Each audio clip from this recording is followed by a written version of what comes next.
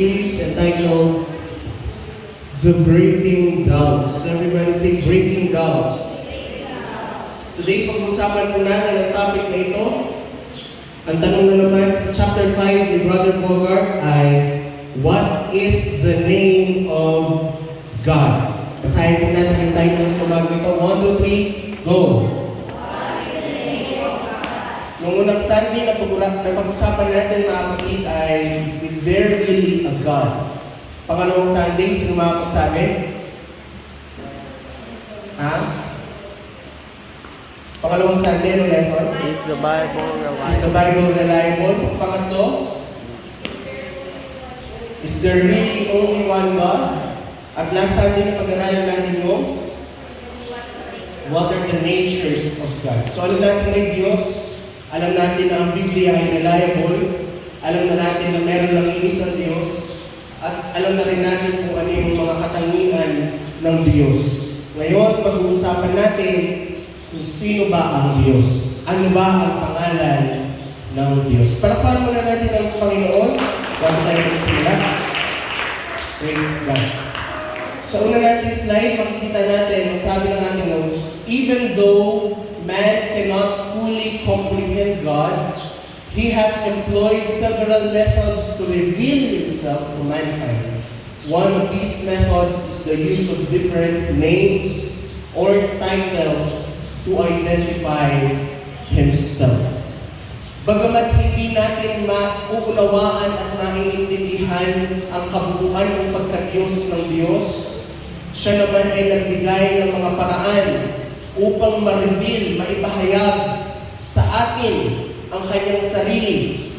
At isa sa mga kaparaanan ito ay ang paggamit niya ng mga pangalan o titulo upang maipakita ang kanyang sarili. Let's look at first the use of names and titles of God. Bakit pag gumamit ng mga pangalan o titulo ang Diyos, lalo na sa Old Testament, ano ang mga functions ng mga titulo o pangalan ito? Bakit? What are the use of these names and titles of God? Letter A, una sa lahat, gumamit siya ng mga pangalan o titulo to reveal something about His characteristics, history, or nature. Sa ating mga kapatid, kapag tinawag mo ang tao na Judas ka, anong ibig sabihin nun? Pag sinabi ko sa iyo, Judas ka, ano ibig sabihin nun? Traitor ka. Bakit? Because the history says there is a man named Judas who betrayed Jesus. Dahil noong unang panahon, merong isang tao na tumraidor sa ating Diyos. At ang pangalan niya ay Judas. And so yung background at yung history na yon ay naka-ingrate na dun sa pangalan na Judas. Kaya ngayon ayaw mong magkaroon ka ng pangalan na Judas dahil ang history ng pangalan na ito ay pangit. Traidor ang ibig sabihin ng pangalan na ito. So, the same thing about God, gumagamit siya ng mga pangalan o titulo to reveal His characteristic upang ipakita sa atin kung sino siya, kung ano ang kanyang kasaysayan at ang kanyang nature.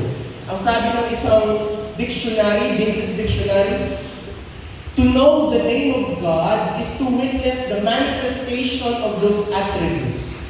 Yung malaman natin yung pangalan ng Diyos, ay masaksihan natin yung kanyang mga attributes and apprehend that character, maunawaan natin yung character ng Diyos, which the name denotes. God's name, that is His self-revelation. Alam mo ba na ang pangalan mo ay katumbas ng iyong revelation? Do you know in the study, the sweetest word for a man is his name or her name. Ang pinakamatamis daw or sweet na bagay na marinig ng isang tao ay yung kanyang pangalan. Kaya pag tinatawag yung pangalan mo, parang meron kakaibang sense doon dahil it is your name. Same thing to God. To know God's name is to know His revelation. Maintindihan natin nawa na kapag alam natin ang pangalan niya, mas malaki ang ating pagkaunawa sa revelation, pagpapahayag ng Diyos. Sino dito yung meron kang kaibigan, gusto mo kaibigan mo lang siya, ayaw mo malaman yung pangalan niya? Of course, wala. Kapag kaibigan mo, gusto mo alam mo ang pangalan niya. Naghigit sa lahat, pangalan ang una mo inaalam sa kanya. Flanders in present state says, to the ancients, the name is a part of the person. Noong unang panahon, ang pangalan ay bahagi ng pagkatao ng tao. An extension of the personality of the individual. Noong unang panahon, mahalaga po ang pangalan ng tao. Ngayon, trip-trip na lang kung minsan ang pagbibigay ng pangalan sa mga anak.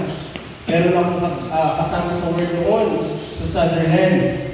Ang pangalan niya po, Jollibee. Totoong true story yan. Jollibee ang pangalan niya. Sabi ko nga sa kanya, Te, wala ka bang kapatid? Wala ito yung pangalan niya. Baka yung si Magdo, wala naman. Only child, okay. Praise God. Kasi parang ano lang eh, bakit na Jollibee pa? Hindi ko rin alam eh. Ba? Minsan ganun na lang. Pero nung unang panahon, pinapakaisip ang pangalan dahil ang pangalan ng tao ay may meaning, may kahulugan. Ang pangalan ay extension ng pagkatao mo. Kaya nga maging sa ating panahon, hindi madali ang magpalit ng pangalan. Mahirap magpalit ng pangalan. Diba? Hindi kasi biro-biro ang pangalan. It is your identity. Okay? Letter B, bakit gumagamit ng pangalan o titulo ng Diyos? To progressively reveal Himself. Para ipakilala ang kanyang sarili ng paunti-unti, progressive. Tingnan niyo po ang sabi ng Exodus chapter 6, verse 3. Sabi ng Panginoon sa Exodus, I appeared unto Abraham, unto Isaac, unto Jacob. But the name of God Almighty, by the name Jehovah, was I not known to them. Sabi ng Diyos, nagpakita na ako kay Abraham, kay Isaac, nagpakilala na ako kay Jacob. Pero yung sa pangalan kong Jehovah, hindi nila ako kilala sa pangalan ko. Dahil iba ang tawag nila sa akin. So ibig sabihin, progressive. Unti-unti nilang nakikilala ang Diyos dahil unti-unting nire-reveal ng Diyos yung kanyang pangalan. Letter C, to manifest His presence to His people. Do you know that whenever we cast or we say and we call the name of God, yung kanya pong presensya ay naroon sa lugar na yun? Everybody say amen. Because knowing the name of God is manifesting His presence to His people. Ang sabi ng 1 Kings, but will God indeed dwell on the earth? Behold, the heaven of heavens cannot contain thee. How much less this house that I have built.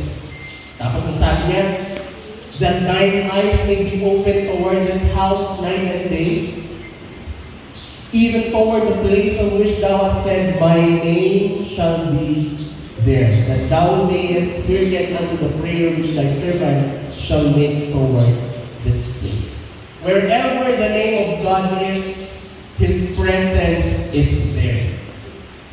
Kung nasaan ang pangalan ng Diyos, nandoon ang presensya ng Diyos. So it is important. The name of God is important to study. Bakit po? Dahil kung nasaan natin sinasabi ang pangalan ng Diyos, ang kanyang presensya ay naroon.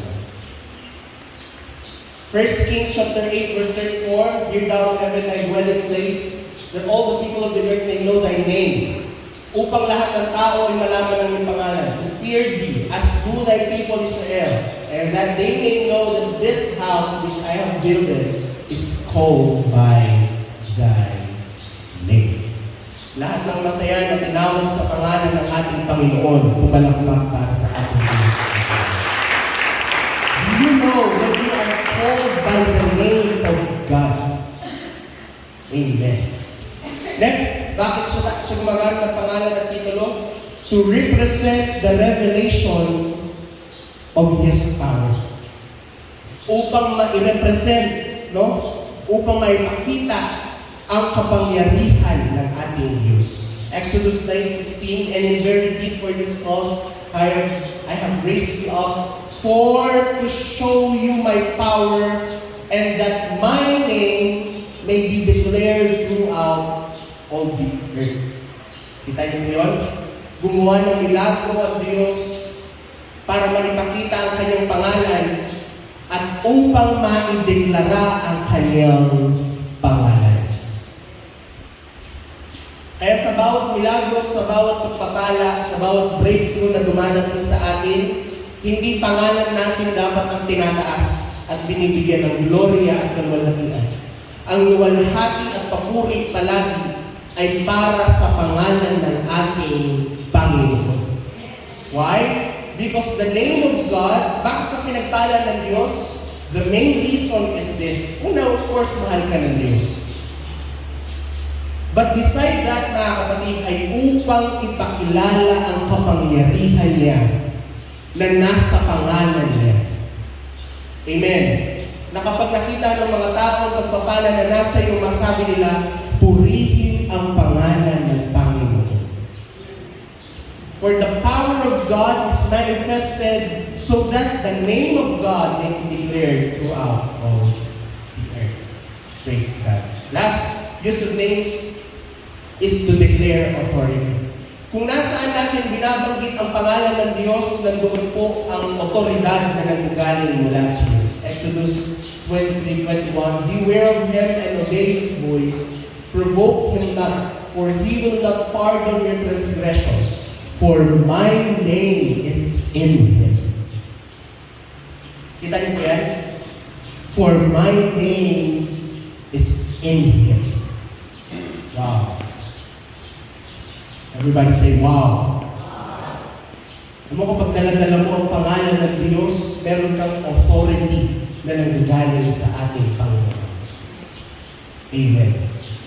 Alam mo yung pangalan na yan, pero hindi natin iniis po dahil nandiyan yun, pag-aaral. Now, let's talk about few points that God places upon His name. Ano yung mga puntos na kailangan natin matandaan pagdating sa pangalan ng Diyos? Letter A, God demands fear. Everybody say fear. Ang fear dito, hindi yung takot na pang makamundong takot, na yung takot ka sa ipis, o takot ka sa ahas, takot ka sa multo, hindi ganun takot. Kundi yung fear na katumbas ng reverence. Everybody say reverence. Yung takot na nagagaling doon sa respeto mo sa Kanya. Sino dito yung takot ka doon sa tao, hindi dahil takot ka na sasaktan ka niya. Takot ka kasi nire-respeto mo siya. Takot kang ayaw mo siyang masabihan ng mali, ayaw mo siyang ma-offend because you respect that person. Same thing to the Lord. Sabi ng ating notes, letter A point is God demands, okay? Hinahanap ng Diyos ang ating pagkatakot, yung respeto natin sa Kanyang pangalan. Sabi ng Bible, if thou wilt not observe to do all the words of this law that are written in the book, thou mayest fear this glorious and fearful name, the Lord thy God. No?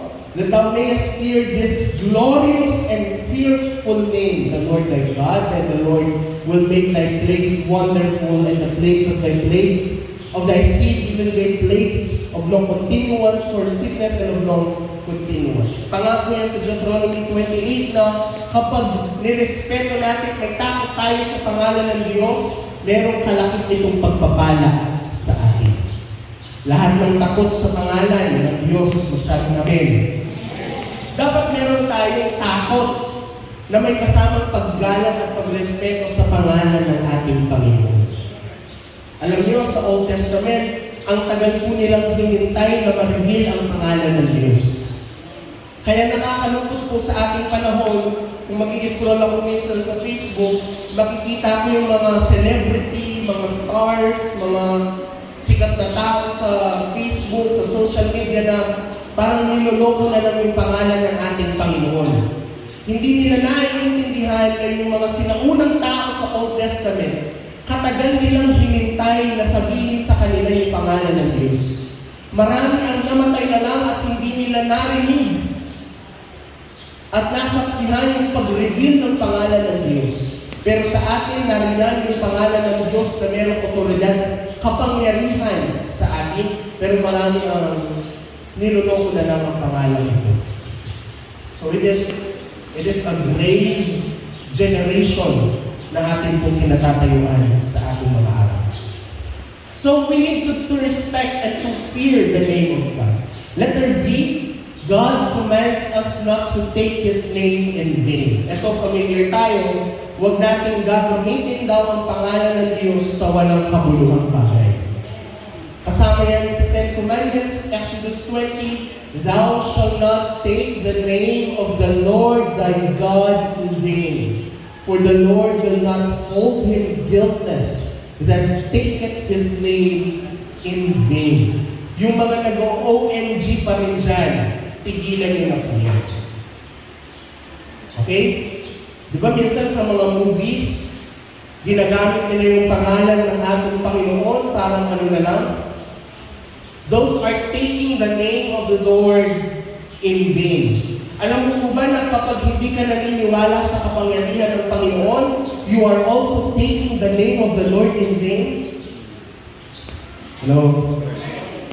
Kapag una kang tumawag sa kumpare mo kaysa dun sa pangalan ng Diyos, you are taking the name of the Lord in vain?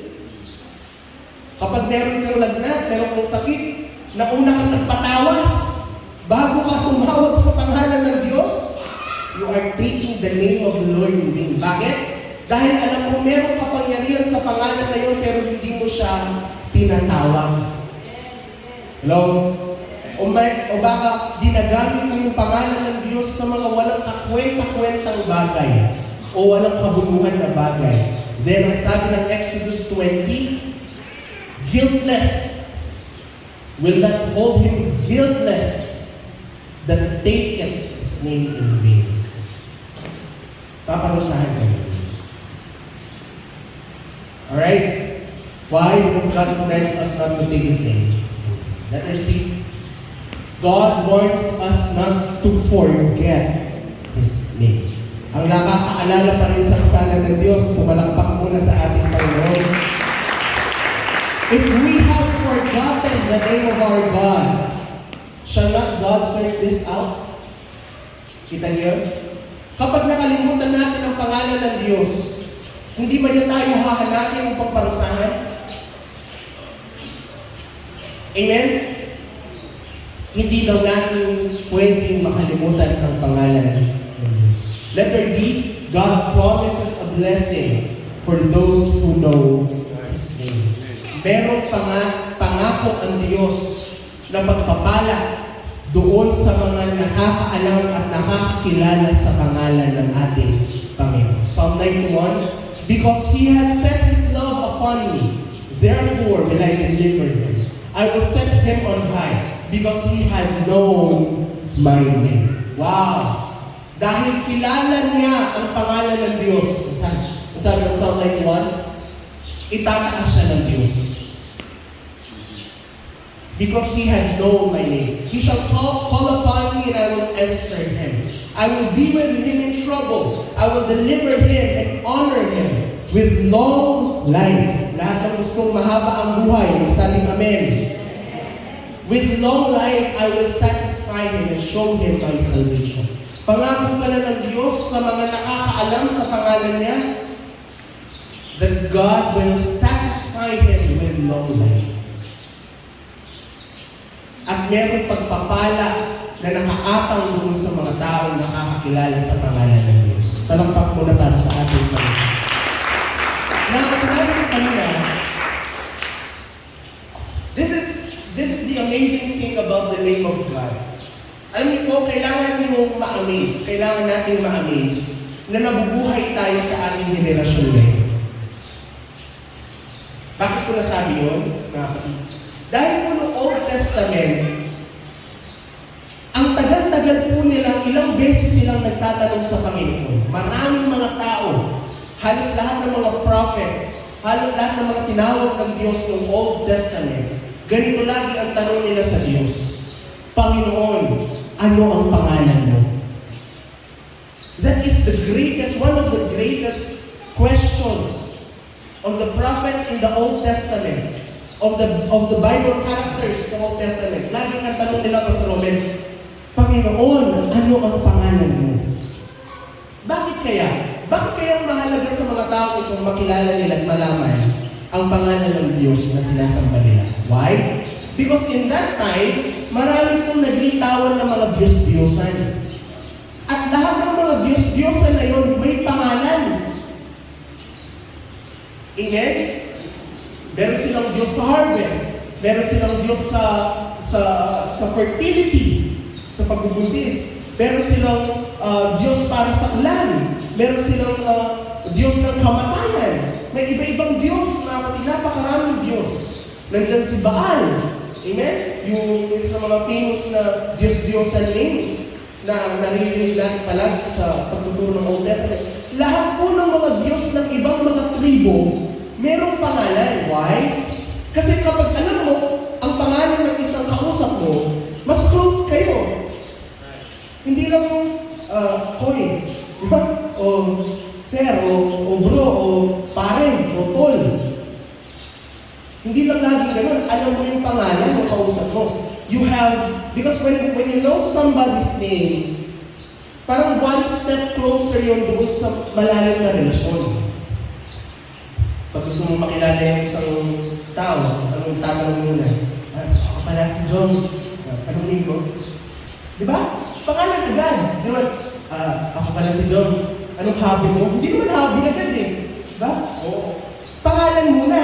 Right? Pero kasi sa Old Testament, ang una nilang nalaman, hindi yung pangalan ng Diyos. Una nilang nalaman kung gaano kabuti ang Diyos, kung gaano nagpapagaling ang Diyos, kung gaano nagpapala ang Diyos, kung gaano nag-iingat ang Diyos, pero yung pangalan niya, hindi nila alam. Kaya nasasabihin ko sa iyo ngayon, maswerte ka at mapalad ka dahil kapag tumawag ka sa Diyos, alam mo ang pangalan ng Diyos na tinatawag mo. Kaya mo siyang tawagin sa pangalan niya, hindi lang palaging Panginoon o Diyos. There is a name that is above all name, and that name ay alam mo. Wow! Tingnan po, sa Old Testament, hindi niya nireveal ang pangalan niya. Gumamit siya ng iba't ibang mga pangalan o titulo para sa kanyang sarili. Ang ilan dito nakalista, pwede nyo na lang picturean. Merong English, merong Hebrew, yung translation nila at scripture kung saan nyo sila mababasa. Tingnan nyo sa English, kasi English po, napaka-limited lang ng language na English. Napaka-limited. Sa Hebrew, napakalawak. Kaya yung God sa English, maraming ibig sabihin yung God sa Hebrew. Merong God na Elohim, Genesis 1:1. God na El, Genesis 14:18. God na Eloah, Ela. Ito, familiar tayo. Yahweh. Actually, yung YHWH, hindi naman po talaga Yahweh ang bigkas dyan. More on, lang siya, hininga. Yeah. And in fact, hindi siya pwedeng bigkasin. Hindi po siya pwedeng bigkasin. In Hebrew times, mga kapatid, sa Old Testament, hindi po ito, bawal kung binibigkas ang pangalan YHWH. In fact, yung mga scribes po na nagsulat ng mga Old Testament copies, nung ginagawa nila yung mga kopya ng Old Testament, bago po nila isulat yung YHWH, maliligo muna sila at maglalagay ng ointment mula sa tuktok hanggang sa ilalim ng paa. Ganon kabanal ang pangalan ng Diyos sa kanila. Na bago nila isulat yung YHWH, kasi paano bibigkas yung YHWH? Walang vowels. Kaya sa English, i-translate na lang siya, nalilagay nila ng H at E. Kaya naging Yahweh. Okay? Pero wala siya talagang H at E. YHWH. Kapag susulat nila yun, maliligo muna sila. Ganun. Kabanal ang pangalan ng Diyos para sa kanila. Pwede din yung 1H. Kaya nga yung Hallelujah, yung Yah, that is Yahweh. Kasi it's an abbreviation of Yahweh, yung YH. Next, Jehovah, doon din galing yun. Yung Yahweh, doon galing yung Jehovah. Yah, pwede rin siyang Jah, no? Yung Lord, Adon, meron din Adonai. Ito, familiar din tayo yung Eheye, Asher, Eheye. O ibig sabihin ay I am that I am. Okay? Titulo rin din po yan ng Panginoon. And yung Eheye, o ibig sabihin ay I am. Meron din yung El Elyon, ibig sabihin Most High God. El Roi, God of Sight. El Shaddai, or Almighty God. At yung El Olam, Everlasting God. Yan po yung mga names or titles na itinawag sa Kanya noong Old Testament. Now, ang pinakasikat na titulo sa Diyos ng Old Testament ay yung Yahweh or Jehovah. Okay? Jehovah. Pero yung Jehovah, lagi nilang nilalagyan ng kasunod. Okay? Kasi yung Yahweh, ibig sabihin lang yun ay God or Lord. Okay? Kaya nilalagyan nila ng another word, nagiging siyang compound word. Ano ibig sabihin ng compound? Dalawang pinagsama.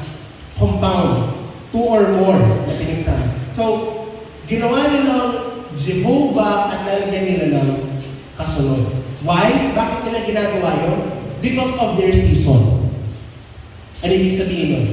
Kung yung season nila ay nagpagaling si Lord, dudugtungan nila yung Jehovah ng another word na ibig sabihin ay nagpapagaling. Para masabi nilang Jehovah na nagpapagaling. So, base doon sa nararanasan nila mula sa Diyos, dahil nga hindi nila alam yung pangalan niya.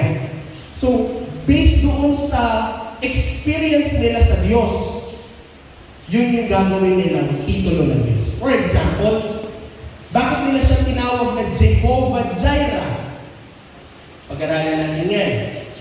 Amen? Dahil noong panahon ni Abraham, nag-alay siya, sinanay niya si Isaac, pero imbis na i-alay niya si Isaac, binigyan siya ng Diyos ng tupa, ng ram. Amen? Nag-ialay. So, sabi ni Abraham, ang lugar na ito itatawagin ko Jehovah Jireh, the Lord who sees ahead, or the Lord who provides. Okay? Tinawag nila siyang Jehovah Rapha. Bakit? Kasi yung Rapha means who heals. Someone who heals.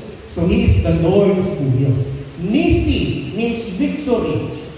Okay? Kaya maganda ang word na Nisi. It means victory. No? Jehovah Nisi, the Lord our banner or victory. Jehovah and Kadesh, the Lord na naglilinis, the Lord that sanctifies. Jehovah Shalom. Shalom means pag pumunta ka ng Saudi Arabia o mga Middle East, ang batian nila doon, Shalom. Diba? Shalom. Because peace be with you. Kapayapaan, sumaiyo. Shalom. Okay? So, tinawag din nila siyang Jehovah Shalom, the Lord our peace. Jehovah Sabaoth, no? The Lord of hosts or the Lord Almighty. Jehovah Elyon, the Lord Most High. Jehovah Ra'ah, no? Yung doon pala sa Psalm 23, yung the Lord is my shepherd, I shall not want. Sa Hebrew pala, ang basa doon is Jehovah Ra'ah, I shall not want. Because Jehovah Ra'ah means, ang Diyos ay ang aking pastol. Hosinu, Jehovah Hosinu, the Lord our Maker. Jehovah Chidkenu, the Lord our righteousness. And Jehovah Shammah, the Lord is present. Palakpakan natin ang ating Diyos. Napakaraming titulo. Bakit? Hindi naman porket maraming titulo, marami ng Diyos. Amen. O kung gagawin natin yung logic ng ibang mga katuruan, o di sana sabihin nila, hindi lang tatlo ang Diyos, napakaraming Diyos. Hello? Kasi ang dami, kung gano'n ang logic nila. Pero dahil ang dami niyang titulo sa Old Testament, pero alam natin, isa lang siya na Diyos. Marami lang siyang titulo dahil hindi pa nga nabigay yung pangalan niya noong Old Testament. Now, let's talk about the progressive revelation of Jesus. So nakita natin yung Old Testament. Talagang nagtatanong sila, ano bang pangalan ng Diyos? Who is our God? Sino ba siya? Tawagin na lang natin siya ganito. Pero hindi sila nasasatisfy dahil mga titulo lang yan eh. Hindi naman yun yung pangalan niya. Pero makikita natin paunti-unti, nagbibigay ng pangako ang Diyos na isang araw ibibigay ko ang pangalan. Tingnan niyo po. Nagtanong si Jacob, Genesis 32. Please, tell me your name. Sabi niya sa Diyos, Panginoon, please lang, ibigay mo na sa akin ang pangalan mo. Sabi ng Panginoon, why do you ask my name? Then, He blessed him. No? Pinagpala siya ng Diyos dahil gusto niyo malaman ng Panginoon ang pangalan mo. Why do you ask my name? Bakit mo tinatanong ang pangalan? Judges 3:13-18, He replied, sabi ng Diyos, why do you ask my name? It is beyond understanding. Bakit mo tinatanong ang pangalan ko? Hindi mo pa ito maiintindihan. Amen? Kasi pag binigyan niya yung pangalan niya dun sa Old Testament, di nila mag-gets. Kasi kailangan for them to know the name is first to know the man. Hello? Bago nila malaman yung pangalan, kailangan mo nang malaman at makita nila yung tao na nagdadala ng pangalan. The bearer of name, the man. Okay? Alam mo yung pangalan na yun, pero chill lang. Okay? And then, this is a promise of God through Zechariah. The Lord shall be king over all the earth. In that day shall there be one Lord, and His name is one. Pangako ng Diyos, sa kadami-dami ng binigay niyong pangalan para sa akin, darating ang isang araw, isa na lang ang pangalan ko. My name will be only one. And that name is Jesus. And that name is Jesus. That name is Jesus. The God of the Old Testament who did not reveal His name, we know that name. That is the sweet and powerful name of Jesus. He is the Ancient of Days. Hello? Siya yun. Yung nangakong ibibigay niya ang pangalan niya. Siya yung Diyos na ang pangalan niya ay Jesus. Fake news? Meron kumakalat ngayon ng mga fake news sa social media. Jesus daw ay ang ibig sabihin niyan ay Hail Zeus. Kaya daw Jesus, Hail Zeus daw. Kaya si Zeus? Kaya si Zeus? Yung God of Thunder, so nakapanood na ng Percy Jackson. Ano ba yun? Greek? Greek God? Greek God ba yun? Okay. Ay, Greek? Greek si Zeus, no? Okay. Greek. Ang ibig sabihin daw ng Jesus ay Hail Zeus. Okay? Fake news po yun, okay? Huwag kayong nagpapaniwala sa social media. Bakit fake news yun? Kasi alam natin kung saan galing yung pangalan ng Jesus. Tingnan natin saan galing. Ang full Hebrew name ng Jesus ay Yehoshua. Yehoshua. Everybody say Yehoshua. Yeho means God. Shua means cry for help. Ang ibig sabihin po ng Yehoshua, siya ang Diyos kung saan pwede tayong tumawag. Hello? Ng tulong.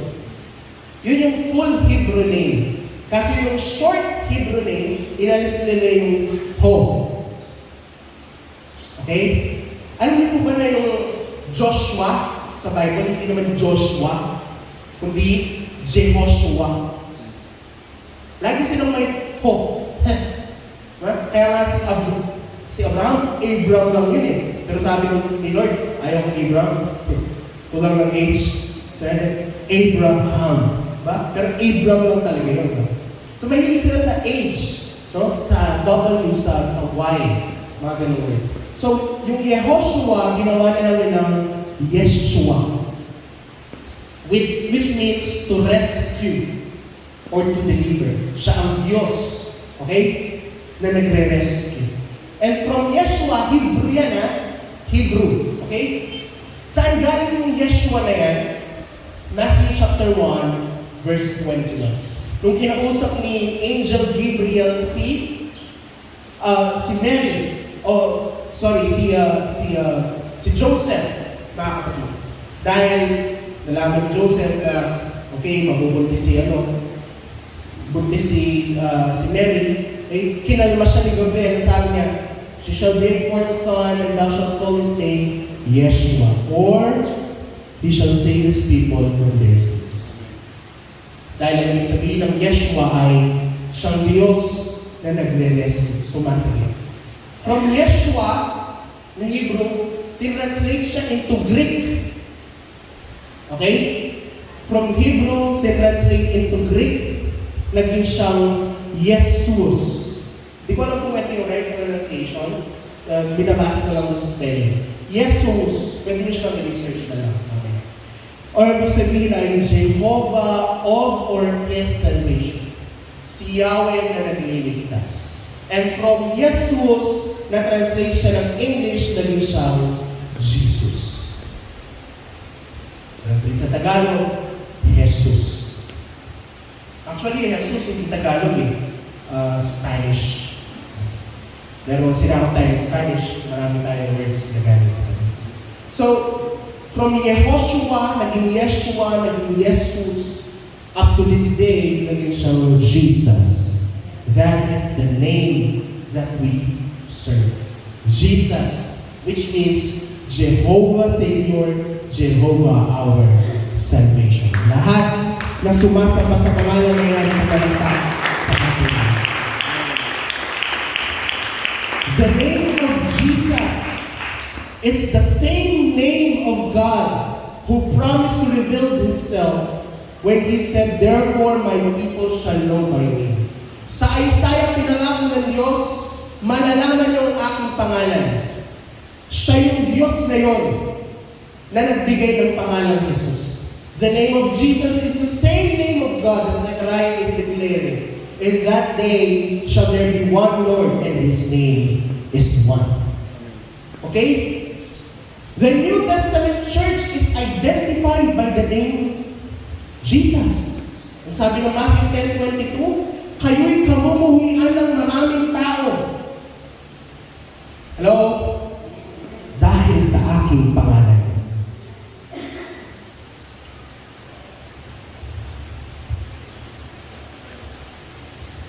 Hello? Napapansin niyo yung mga atheists? Wala pa ako nakitang atheist. Ano natin atheist? Yung mga tao hindi naniniwala sa Diyos. Wala pa ako nakitang atheist na magsasabi, mali ang Muslim. Wala pa ako nakitang atheist na nag-insulto sa Facebook sa Muslim na naniniwala kay Allah. Lahat lagi ng atheist, ang tinitira lagi nila, di man nga Katoliko di man nga ibang relihiyon Ang lagi nilang tinitira, ano? Yung mga Kristiyano naglilingkod sa pangalan ni Jesus. Nakakapagtaka, no? Bakit di sila naniniwala sa Diyos ang lagi nilang tinitira yung mga Kristiyano? O di dapat tirahin din nila yung mga Buddhist.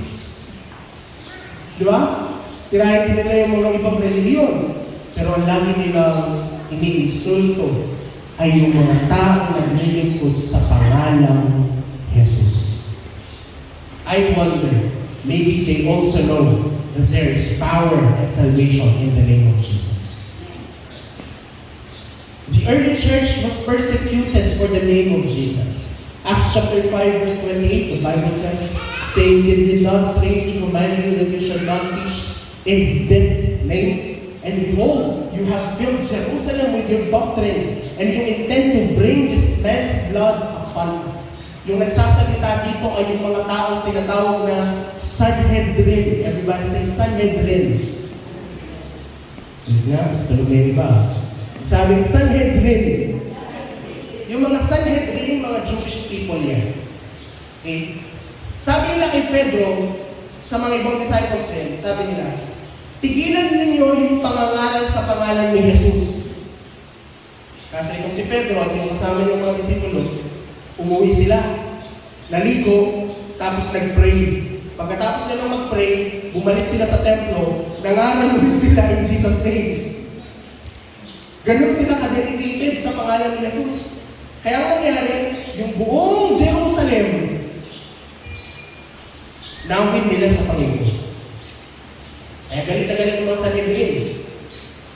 Di ba sinabi namin sa inyo, huwag kayong mangangaral sa pangalan niyan? Di nila masabi man lang yung pangalan, no? But, dapat di kayong mangaral sa pangalan niyan. Pero ano ginawa nyo? Pinuno nyo ang Jerusalem ng inyong katuruan. At yung mga tao ngayon, galit na sila sa amin. Bakit sila galit sa mga Sanhedrin? Kasi sa turo ni Pedro, pinatay ng mga Hudyo ang Diyos na ang pangalan ni Jesus. So the church was persecuted for the name of Jesus.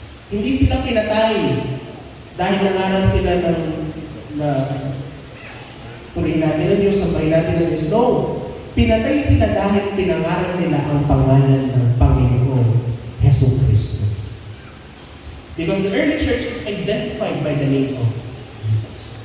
The early church considered it a privilege to be counted worthy to suffer for Jesus' name. Yung mga nauna sa atin, ng mga Kristiyano, pinaka-early church, isang pribilehiyo sa kanila ang mamatay at maghirap para sa pangalan ng Panginoong Hesus. Tanungin kita ngayon, ready ka bang mahirapan? Ready ka bang magsakripisyo? Just to spread the name and the salvation that is coming from the name of Jesus Christ? Handa ka bang ibigay ang iyong lahat para sa pangalan ni Jesus? Because the early church, pribilehiyo sa kanila. Wow. Acts chapter 4 verse 12 sabi, neither is there salvation in any other. This is Peter explaining the supremacy and the necessity of Jesus' name in receiving salvation. There is none other name under heaven given among men whereby we must be saved. Ang sabi, malinaw ang Acts 4:12. Nang sabi niya, wala nang binigay sa ating pangalan maliban sa pangalan ni Jesus na sukat nating ikaliligtas. Hello? Lahat na ng nabaptize na in Jesus' name, magsabing praise the Lord. There is power when you accepted the name of Jesus Christ in your life.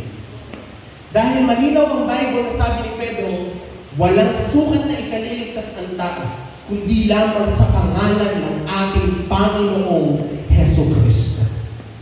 Kaya nga tayo, naniniwala, nananalangin, nagbabautismo, sumasamba, lamang sa isang pangalan, and that is the name of Jesus.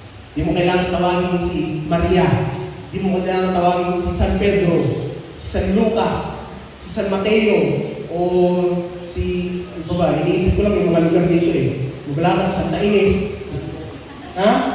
Sa Muglakan ay San Francisco, ha? San Goku, iba, hindi si San Goku. Cartels yun. Amen? Huwag ka nang magpunta kung san to. Meron lamang isang pangalan na pwede mo at kailangan mong tawagan. That is the name of Jesus. In my prayer, minsan tinatawag ko pa rin siyang Yeshua. Yeshua. Because yun yung original name na Hebrew name. Lord Yeshua. Para sa akin medyo mas impactful sa akin. Kasi translated na yung Jesus na.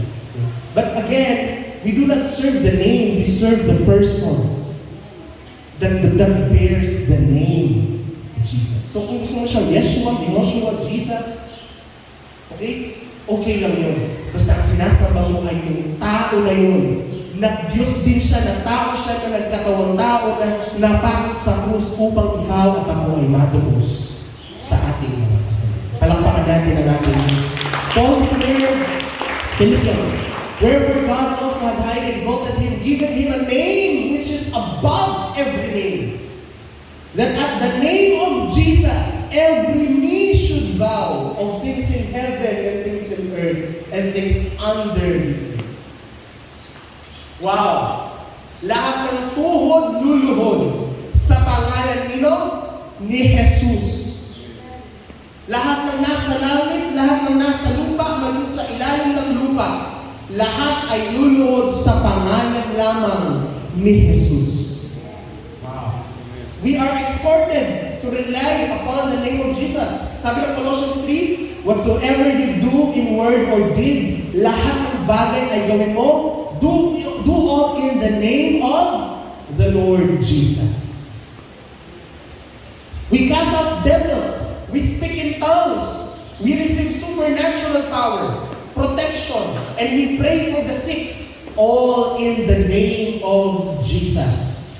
Sabi ng Mark 16, these signs shall follow them that believe in my name. Sabi ni Jesus, in my name shall they cast out devils. They shall speak with new tongues.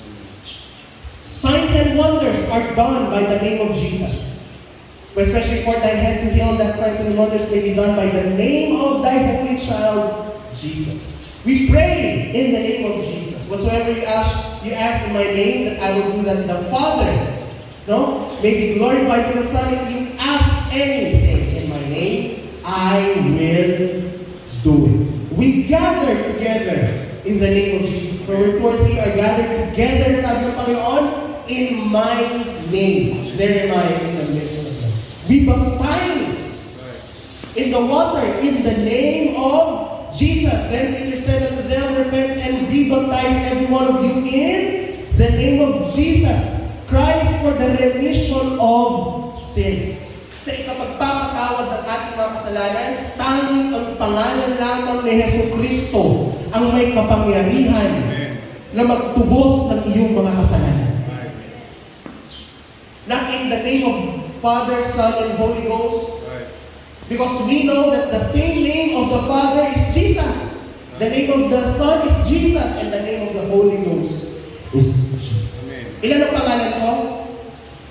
Isa lang. Kapatid ako ni Onen. Anak ako ni Michelle. Hello? At tatay ako ni Future Bogart.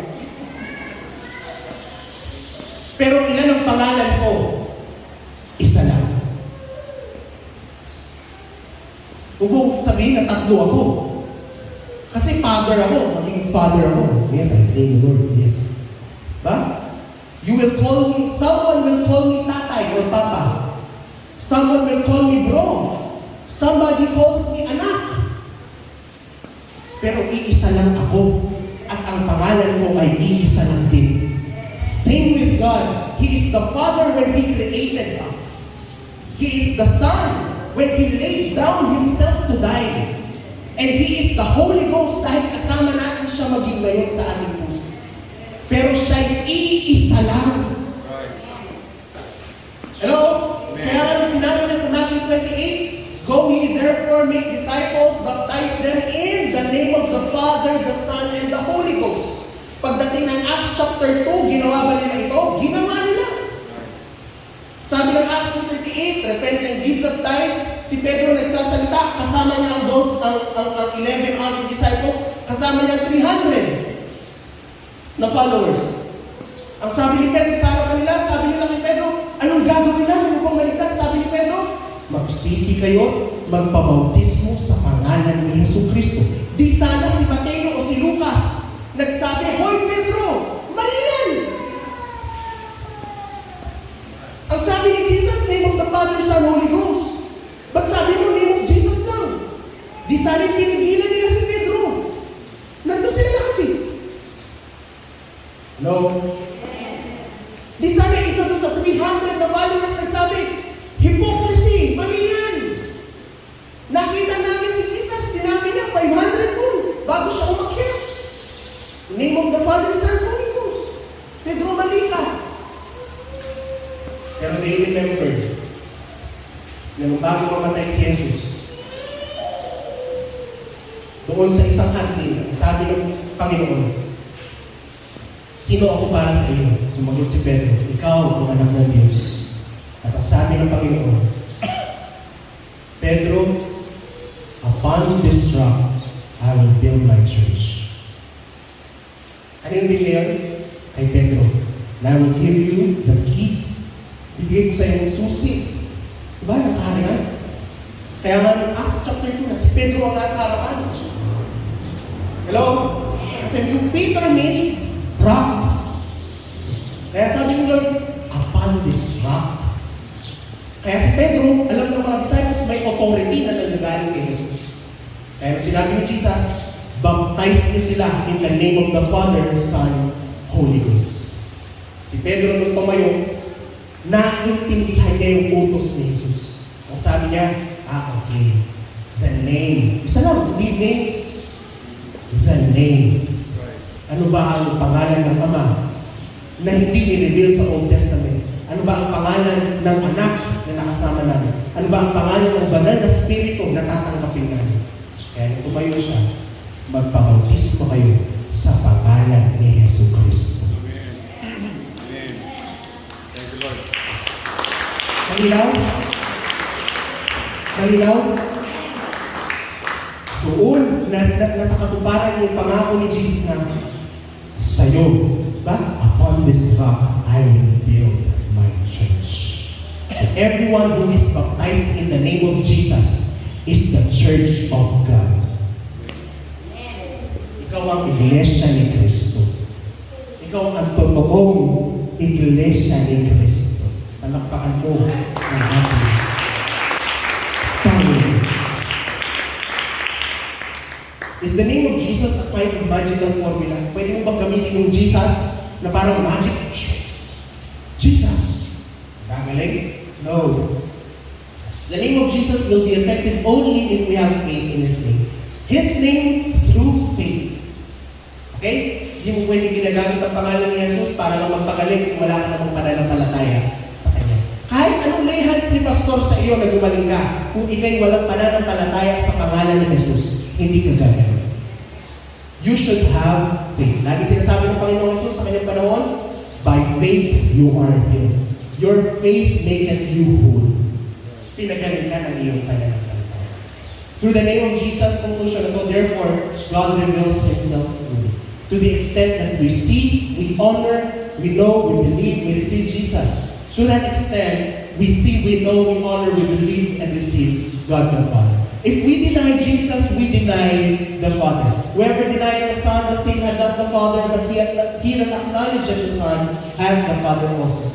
If we use the name of Jesus, we glorify the Father. Whatsoever you do in word or deed, do all in the name of Jesus, giving thanks to God and the Father by Him. The Bible foretold that the Messiah would declare the name of the Lord. I will declare the name unto my brethren. Jesus asserted that He had manifested and declared the name of the Father. Maging si Jesus, sinabi niya, I manifested thy name unto the men. In fact, He inherited, minana ng Diyos, ni Jesus ang pangalan niya mula sa kalangitan, sa Ama, being made so much better than the angels as He had by inheritance obtained a more excellent name than they. Just as God in the Old Testament progressively revealed more about His nature and His name by responding to the needs of His people, so in the New Testament, Jesus fully revealed the nature and the name of God through miracles, healing, casting out of devils, and forgiveness of sins. Jesus declared the Father's name by His works. Sa Old Testament na pag-aralan natin kanina, nire-reveal niya yung sarili niya, paano? Pag nagpapagaling siya, pag nag-iingat siya, pag nagbibigay siya ng victory. Tinatawag mo siyang Jehovah Jireh, Jehovah Nissi, Jehovah Rapha. Okay? Katulad din nun, nireveal ni Jesus yung sarili niya bilang Diyos sa New Testament. Paano? Nagpagaling siya. Bumuhay siya ng patay. Yung lampa, tumayo. Yung may ketong luminis. Hello? At yung mga taong makakasalanan, naligtas. Ganun niya rin nireveal ang kanyang sarili. Ito yung Isaiah, last verse na babasahin natin. Second to last. your God, He will come and save you. Ano ang katibayan na nananayan ng Diyos?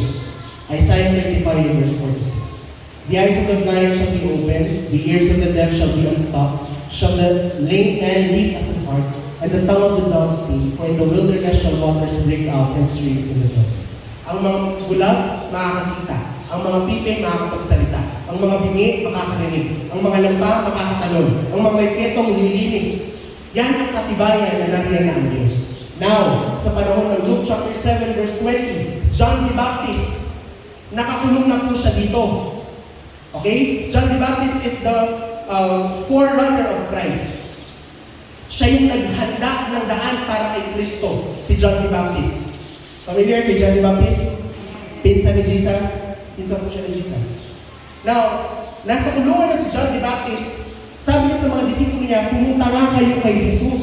Tanungin niyo siya, ikaw na ba yung hinihintay ko? O maghihintay pa kami ng iba? Bakit pinapatanong niya ni John the Baptist? Alam niya kasing mamamatay na siya.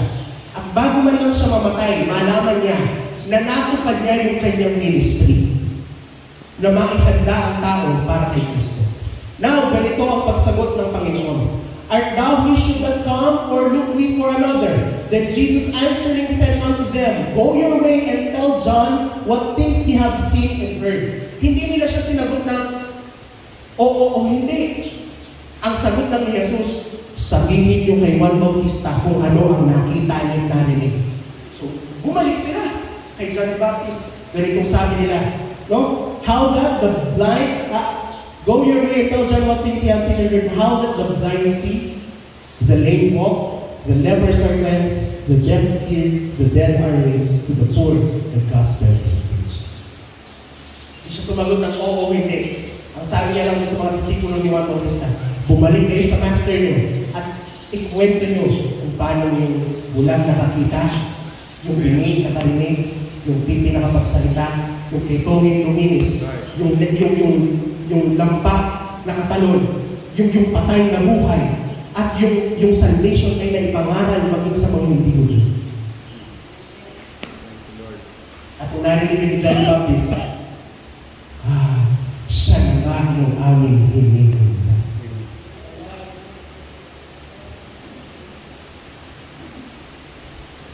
By demonstrating the power of God in accordance with the prophecies, he proved that the name Jesus was the same name of the Father. In conclusion, the name of Jesus is the full revelation of God. Colossians 2:9. For in Jesus dwelleth all the fullness of the Godhead bodily. Palakpakan natin. Come on. I don't know about you, pero pumunta ako sa lugar na ito upang sumamba sa nag-iisang pangalan ng Diyos. And that name is Jesus. If you are with me, can you clap your hands habang tumatayo tayo lahat, mga kapatid? Come on! We serve the one